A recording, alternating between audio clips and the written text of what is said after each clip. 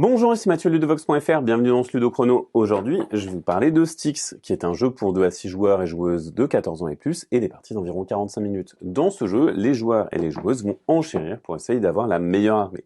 On a une piste d'influence et on va essayer de recruter des cartes pour avoir leur valeur en influence. Si jamais on atteint 20, on a immédiatement gagné la partie. Mais on peut gagner la partie d'autres façons, notamment en recrutant 2 des 4 cavaliers de l'Apocalypse. Si on les a, eh bien on va remporter la partie. On peut également assassiner les créatures qui se trouvent ici, ce qui va nous permettre de gagner des cartes d'âme. Lorsqu'on en a 4 et qu'on a devant nous les 4 éléments, donc l'air, le feu, la terre et l'eau, eh bien on a gagné la partie. Et enfin, à chaque fois qu'on va assassiner des créatures, le chaos va progresser. Et si jamais il atteint cette case-ci, donc il a fait un tour complet de la piste, eh bien c'est la personne qui a la plus grande armée, la plus grande influence qui va remporter la partie. Voilà pour le principe du jeu. Maintenant, qu'est-ce qu'on va avoir? Eh bien, on va avoir 3 jetons chacun et chacune, qu'on va garder face cachée, mais qu'on va pouvoir utiliser pour interagir avec les cartes de l'audience, donc de la manche en cours. On a un jeton qui nous permet d'essayer de recruter la carte, mais on va devoir faire des enchères en argent.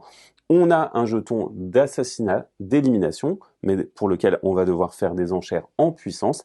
Et enfin, on a un jeton de collecte qui va nous permettre d'essayer de récupérer de l'argent.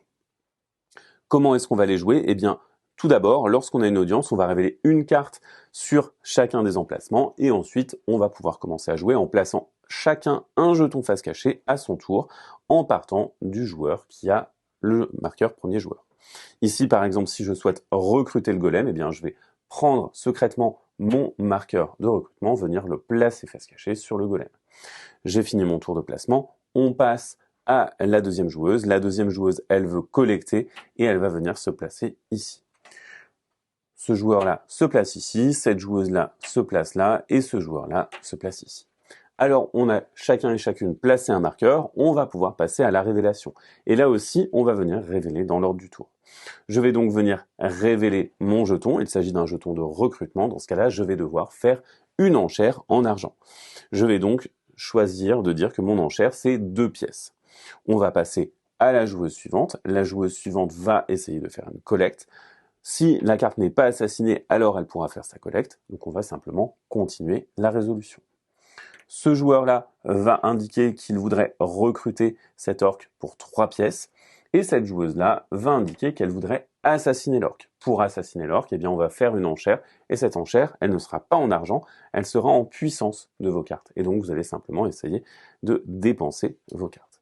Et dans le cadre du tour, eh bien, ce joueur-là va venir révéler un recrutement. Et donc, ce joueur-là, il a 2 choix. Soit il peut décider de passer pour l'enchère, soit il doit surenchérir. Dans ce cas-là, il va choisir de surenchérir et de mettre 3 pièces. On va alors résoudre les cartes une par une. On commence par celle-ci. On vérifie d'abord s'il y a une élimination ou pas. S'il n'y en a pas, on passe à la collecte. Ici, il y a la collecte qui va être effectuée par la joueuse violette. Elle va récupérer autant de pièces que la valeur de collecte de son armée et de celle de la carte. Donc ici, elle va récupérer 2 pièces qu'elle va prendre dans la banque. On va ensuite passer au recrutement et il y a une annonce qui est supérieure, c'est celle du joueur rouge. Alors le joueur rouge va payer et récupérer la carte et la placer dans son armée. Comme la carte a 2 points d'influence, eh bien, il va récupérer 2 points d'influence sur cette piste. On va tous et toutes récupérer notre jeton. Pour ma part, je récupère mon argent. On va ensuite passer à la carte suivante. Pour la carte suivante, vous voyez qu'il y a une élimination. Et dans ce cas-là, on doit faire une enchère qui va être une enchère en puissance et non pas une enchère en argent. Ici, la joueuse bleue va faire une enchère à 1, puisque de toute façon, elle n'a que 1 point dans son armée. Et donc, elle va venir éliminer cette carte-là. Et lorsqu'elle l'élimine, elle va gagner un quart d'âme. Ce quart d'âme va lui permettre de progresser sur cette piste qui est une des pistes de victoire alternative. Ça va également lui donner un jeton de revenu bonus qui sera activé lorsque cette joueuse déclenchera une phase de revenu via son jeton collecte. On va également tout simplement faire progresser le chaos. Vous voyez qu'ici, la valeur de l'orc était de 2, alors on va faire progresser le chaos de 2.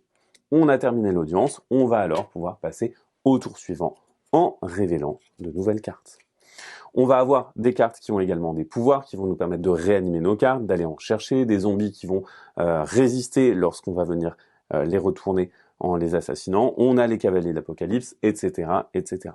On va donc jouer jusqu'à ce que l'une des conditions de fin de partie soit déclenchée, donc soit qu'un joueur arrive à 20 points d'influence, soit qu'un joueur soit parvenu à avoir 4 quarts d'âme et les 4 éléments, soit qu'un joueur ait 2 cavaliers de l'Apocalypse dans son armée, soit que le chaos, à force d'assassinat, ait fait un tour complet, et alors c'est la personne qui aura le plus d'influence qui remportera la partie.